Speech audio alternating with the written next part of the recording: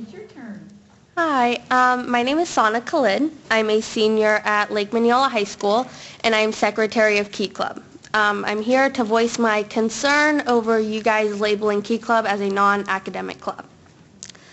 So what is Key Club? Key Club is our high school's leading community service club. We have over 200 members this year, and last year we averaged over 77 community service hours per member. Our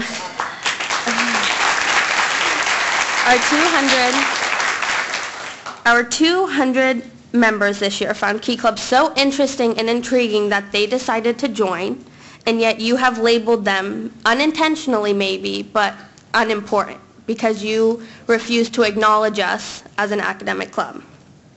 According to you, since we don't work out calculus problems or teach them photosynthesis, then the things we learn aren't important.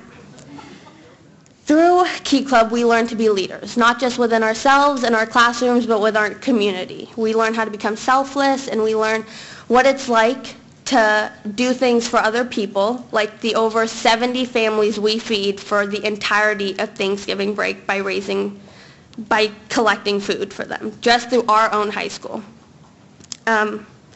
So I'd just like to say that change has never come by compliance, so we are not going to stand back and let you inadvertently call us unimportant.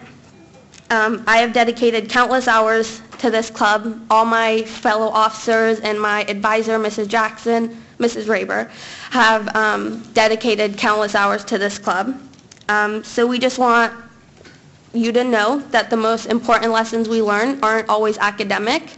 We don't always learn them in a classroom, but that doesn't mean they're not important.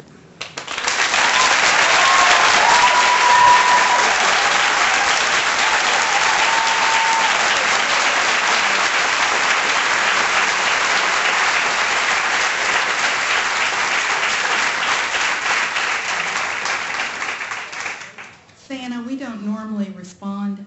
Dr. Moxley just responded, and I'm going to respond.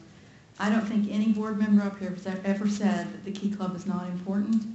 We were directed by legal staff, and we have to follow those legal staff opinions.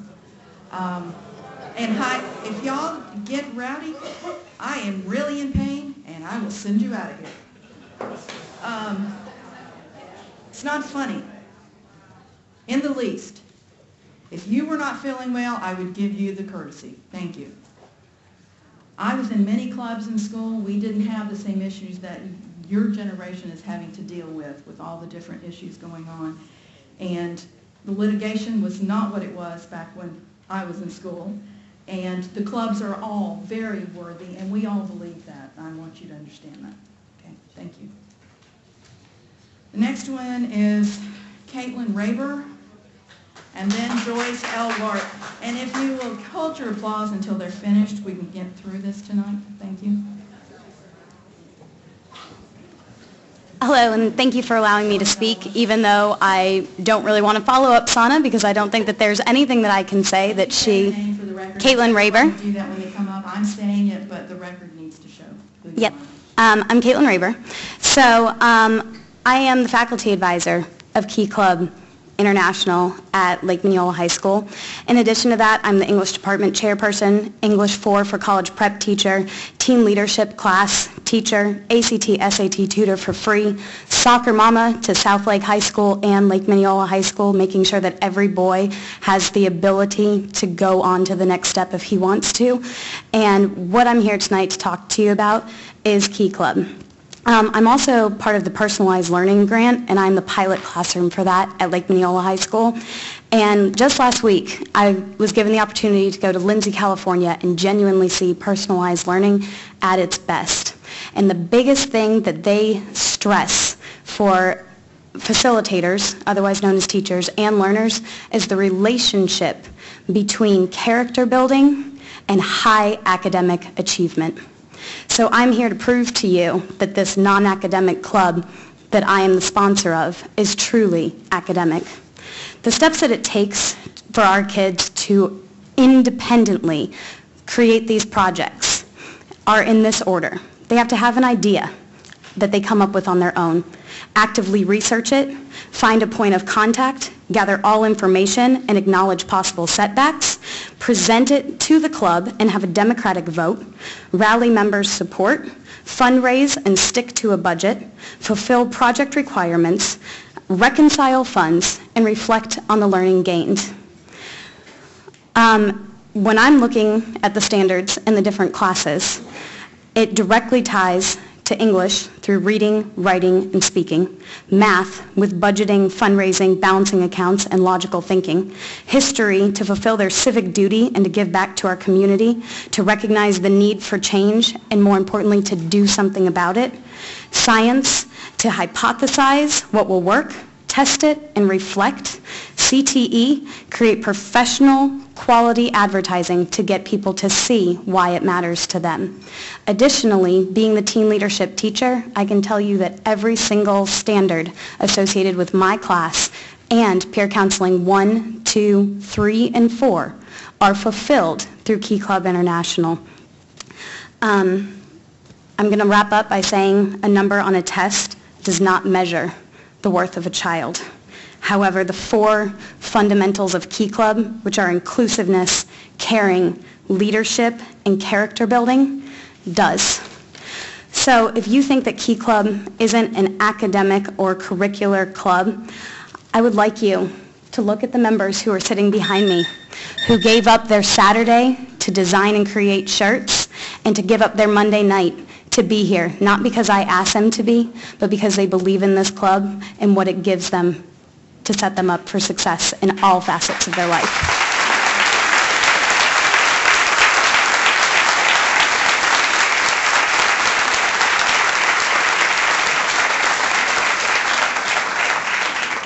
Before you start, Joyce, Kristen Sears, if you could come to the other podium.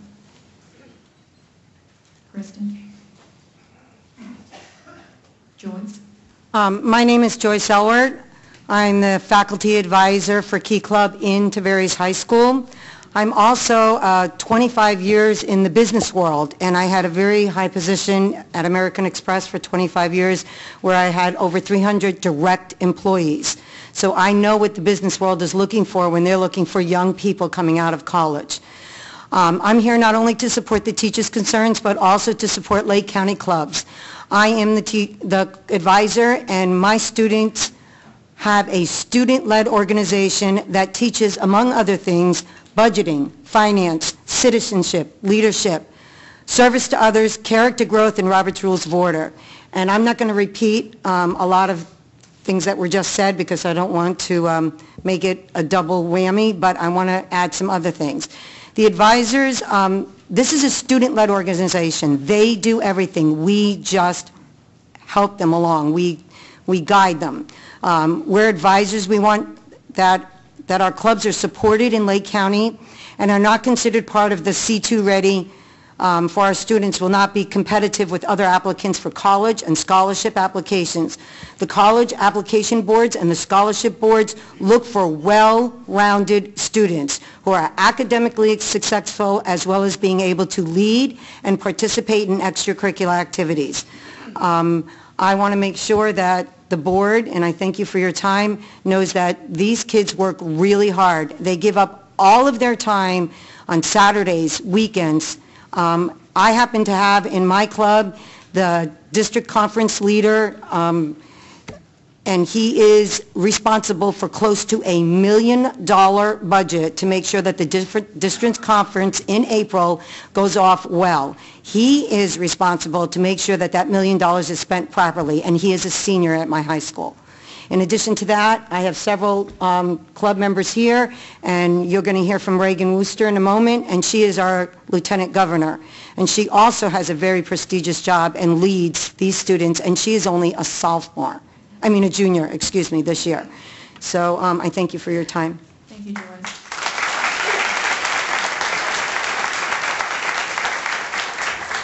Amy, and I cannot say her last name. She knows who she is, M-A-R. She's coming. Thank you. Kristen. Good evening. My name is Kristen Sears, and I'm here tonight to speak on behalf of the policy changes being considered by the Board for High School Clubs and Organizations.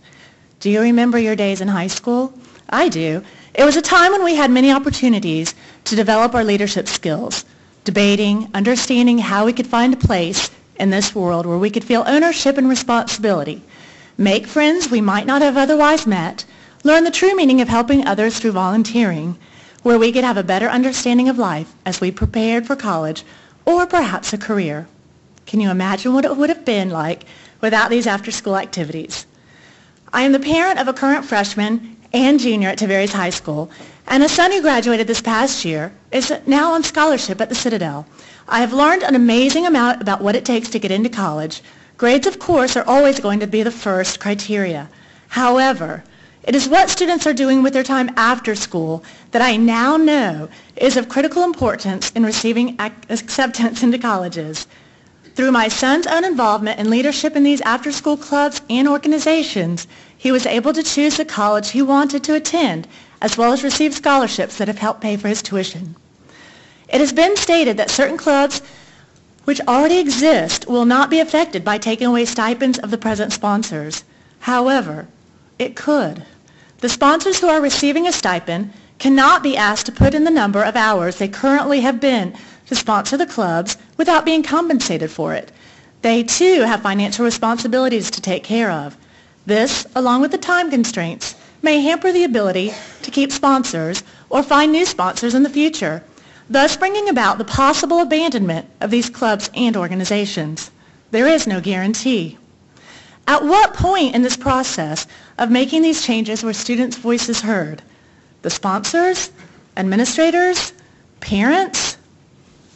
It is my belief that the changes you are considering making to the current policy is at the District Board Attorney's directive, based upon backlash from current or recent lawsuits against the district due to the decisions made by the district that perhaps with more forethought could have been avoided. I would like to ask the board to please take a step back, think back to the activities you were involved in after school, take the time to listen, and then do what is best for the students and the sponsors of Lake County. Thank you.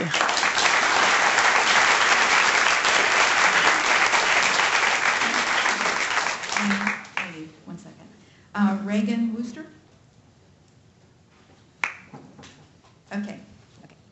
Good evening. My name is Amy Marcinkus, and I am the proud mother of a senior and 2 graduates of Tavares High School. I'm concerned about the revised high school clubs and organizations policy that is on tonight's agenda for final approval. The changes eliminate the co-curricular club category, which currently includes National Honor Society and the Student Government Association.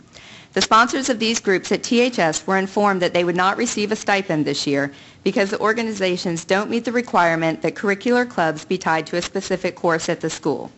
While I am pleased that National Honor Society was designated as a curricular club during the past week, the differential pay schedule in the proposed contract still has student council struck through at the high school level only.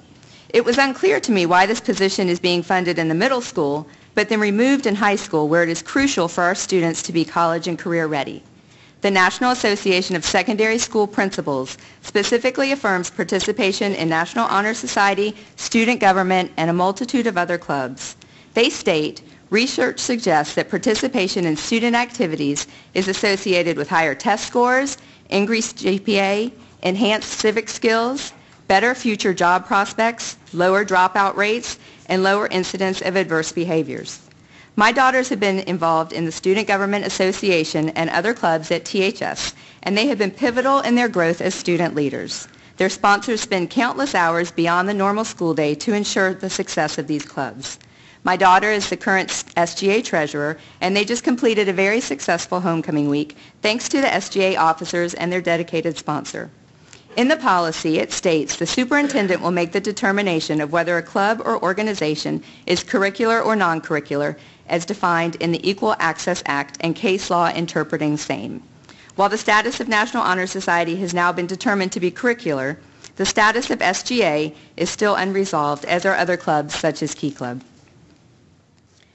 Student Government Association is the embodiment of the 12th grade American Government course and should certainly fall in the curricular category and retain its current stipend. I personally am very grateful for the commitment exhibited by our SGA and other club sponsors. With all the changes that teachers are facing this year, I would not expect them to take on the major endeavor of sponsoring these organizations without some monetary compensation. I certainly don't want to entertain the notion of disbanding these organizations on any campus if volunteer sponsors cannot be found. Since our district seeks to act in the best interest of our students and wants them to be successful as they embark on their college and career journeys, it is imperative that they carefully consider the differential pay for SGA sponsors and all other vital clubs. Thank you for your time.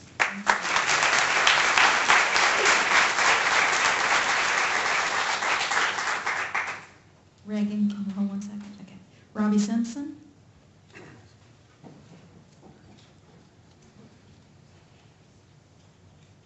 Okay, go ahead. Good evening, Madam Chair, Superintendent Dr. Moxley, and school board members. I am Reagan Wooster, attending Tavares High School in the 11th grade. I'm an academic scholar involved in SGA, member, Best Buddies, vice president, HOSA, parliamentarian, Model UN, president, athletic trainer assistant, recently applied for Honor Society, and I serve as your Lieutenant Governor for Division 9 in charge of 12 clubs in Lake and Sumter County. The proposed change to the high school student clubs and organization policy that will deprive the sponsor of non-curricular clubs of a stipend is unfair to the sponsors and the students. The workload asked of these sponsors in the planning of school events is too immense to make a volunteer position.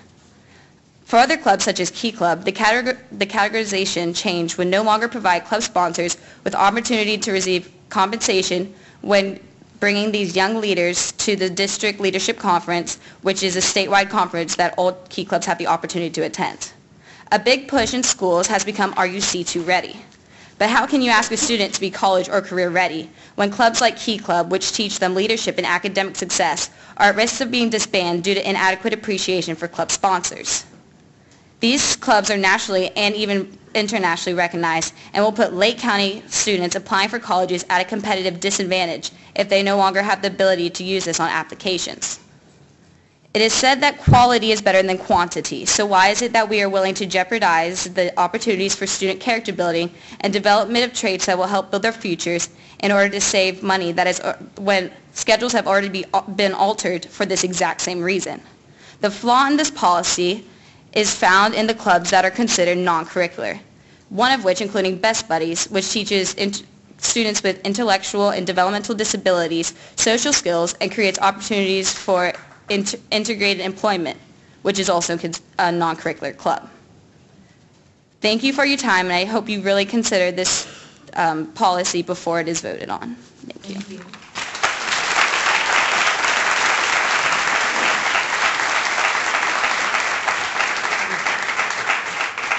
Michaela McKinney, to the other podium, please. Go ahead, Robbie. Hello, my name is Robbie Simpson, and I'm the senior class president at Mount Dora High School. I would like to speak briefly about Agenda Item 11.03, the High School Student Clubs and Organizations Policy Revision, that you, members of the school board, will be voting on this evening. Basically, it comes down to this. Curricular clubs will have sponsors that will receive a stipend, and non-curricular clubs have sponsors who will not. It has come to my attention that student government has been designated as a non-curricular club. This atrocity cannot happen, as it would be a detriment to the current and future members of these clubs, as well as a grave injustice to the sponsors who have already put in so many hours to make these clubs successful. As a student applying to such highly regarded institutes as Harvard, Stanford, the University of Florida, and many others, I've had a great number of conversations with different admissions counselors. When asked what clubs colleges most want to see on a student's resume, the answer is always the same: student government. Not only will this vote put students at a disadvantage, but by failing to pay the teachers who will sponsor these clubs, you are cheating them out of the money they have already worked for. Our SGA sponsor, Mr. Ariel Betancourt, has already contributed over 50 hours of his time, and to say that he shouldn't get paid for this time and his effort is simply unjust. At the beginning of the school year, you, the school board, promised that they would be paid for their efforts, and now you are going back on your word. I propose that you should pay them the full amount that they were promised. The very idea that there should not be a student government is simply un-American. Without some kind of voice for the students, the entire school system becomes one of tyranny and oppression, one which I will not stand for. American government is a course required for graduation, and student government allows students to examine voting trends, polling, and public opinion, as well as teaching students how to run for office or manage a campaign. In these and many other ways, student government is, at its core, a curricular club. According to the ACLU website, examples of curriculum-related clubs include the French Club and student government. In the 1990 Supreme Court decision on the Equal Access Act, Justice Sandra Day O'Connor said, and I quote, "A school's student government would generally relate directly to the curriculum to the extent that it addresses concerns, solicits opinions, and formulates proposals pertaining to the body of courses offered by the school. I respectfully ask you to consider this court ruling as a clear determination of student government as a curricular club and to stay in compliance with the ruling of the U.S. Supreme Court. Please move it to the curricular column and continue to fund its sponsor. As Ronald Reagan once said, there are no constraints on the human mind, no walls around the human spirit, no barriers to our progress except those that we ourselves erect. So I say, school board, tear down those walls.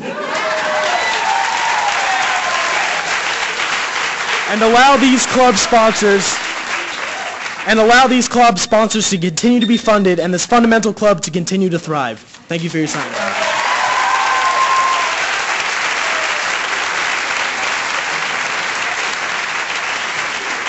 Kayla, top that one. You go to school with him. I do, actually. Okay. Good evening. My name is Michaela McKinney, and I am the 2014-2015 SGA President for Mount Dora High School. Student governments in college carry a long-time benefit. It helps develop social skills such as interacting with different personalities than your own and how to work under pressure. It helps give you the professional experience you need for the real world, such as how to conduct yourself and what to expect from your careers. It helps develop your leadership skills by being trained from your advisors on how to lead and what a leader should and should not do. It also teaches you how a government is run by having a constitution, voting on topics, and working to better your school. So why not get a head start of how the real world operates by starting student government in high school? Student government has helped shape me into the young adult I am today in and outside of school. In closing, student government has given me a hand-on experience as to how our government system in Washington, D.C. is ran. My leadership skills, confidence level, and maturity level have all improved due to this club. With joining SGA in high school, I feel that I will also be able to succeed in student government in college and make a greater difference in my community. Thank you.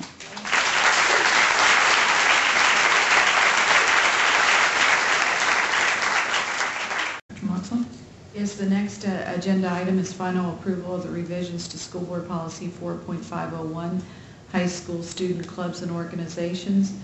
At this time, this particular policy has received tentative approval. It was duly advertised for the 28 days. It is coming back before you, and I'd like to recommend final approval of the revisions to School Board Policy 4.501, High School Student Clubs and Organizations as presented. Mr. Brianna. At this time, I'd like to open it for public hearing. Item 11.03, final approval of revisions to School Board Policy 4.501, High School Student Clubs and Organizations. Is there anyone who would like to address this matter with the school board? Seeing none, the public hearing portion of this item is now closed. So that I'm clear before we vote on this, your recommendation to put National Honor Society back in, is this ordinance covering that new amendment that was made on Friday by legal counsel? This policy, it does not change the wording of the policy. It is simply the application of the policy. And from time to time, clubs will change because some clubs will be brought in new for the first time. And speaking with Mr. Johnson this afternoon, just like student government, the application that has come in, when you look at it, it shows the structure of it, but it doesn't show the content of it. The content of it is what will determine whether it's, and last year and years before that, for the past 5, 6, 7, 10 years, we've had curricular and non-curricular. And there was a comment that was made in one of the public input statements that we're not giving non-curricular clubs access to some of the benefits like in the yearbook and announcements, and that is absolutely incorrect, and it says so in the policy. That's one of the changes in the policy, is that curricular and non-curricular clubs are afforded. There's 4 or 5 things that are in there, and that's clearly outlined, which it had never been outlined before. So it's very specific, it's very clear, and it provides those benefits to non-curricular clubs as well. The discussion that I think is up that falls under the collective bargaining arena is the supplement. That is a collective bargaining area that does come under the teacher's contract, and there is some differences of whether it's curricular or non-curricular. That is not changed. The question came up is this year with SGA and National Honor Society, because in the past they had been determined to be curricular. We're getting that clarified, and National Honor Society has been clarified. SGA will be clarified as of tomorrow. Key Club has never been identified as curricular. Okay, I just wanted it clarified before we voted on it. Mm-hmm. Okay, you've heard the superintendent's recommendation. Is there a motion? So moved. Is there a Second for discussion. Okay, second for discussion. Go ahead, Tom. We have teachers who have already started doing the work with the club, and because this is coming up after the start of the year, are we able to keep the stipends in place for the remainder of the year for all of those teachers who had that expectation at the beginning of the year? I'm going to turn to our legal counsel on that. One of the conversations we have had is because the policy is just changing now, any work that has been done should be honored and compensated, in my opinion. But you asked for the rest of the year.